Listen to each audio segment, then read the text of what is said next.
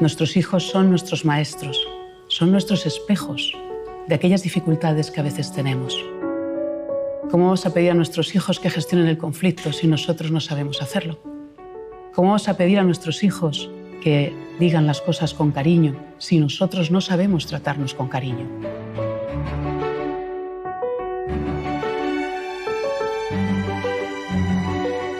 Poder desarrollar la grandeza interna es el primer paso para la educación. Educarnos a nosotros mismos también, porque solo desde ahí podremos despertar la fuerza, el coraje, que sea lo que inspire a nuestros niños.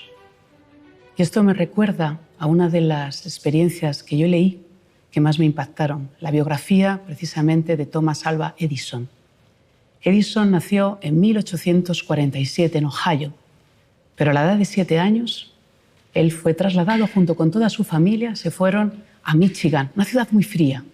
Él era el séptimo, el más pequeño de todos los hermanos.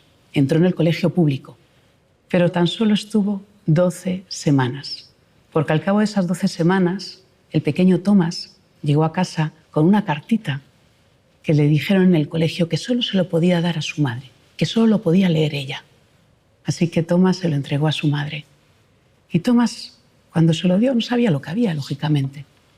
La señora Edison abrió la carta y la leyó.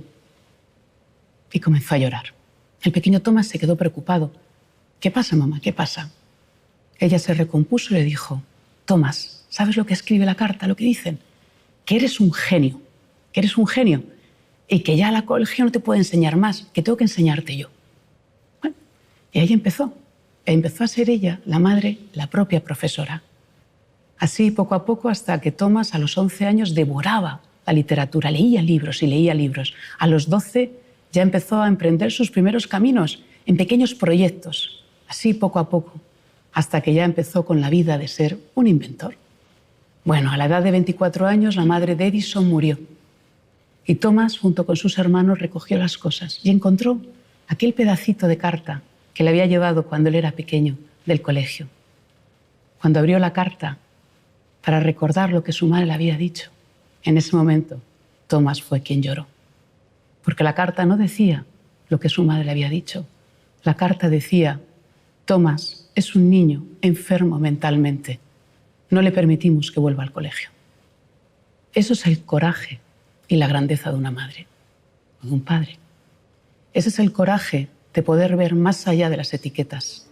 La grandeza que tenemos como padres consiste en ver la grandeza en nuestros hijos. Y ese es el camino que tenemos en la educación. Despertarlo dentro de nosotros, darnos cuenta que a veces tenemos conflictos, dificultades. Como decía, nuestros hijos son nuestros espejos. Esas dificultades están en nosotros.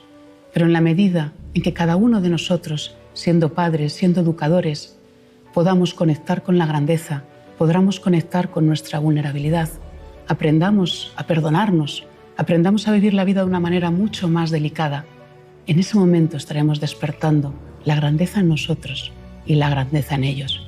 Y este es el gran camino de la educación, educar el corazón para despertar la grandeza.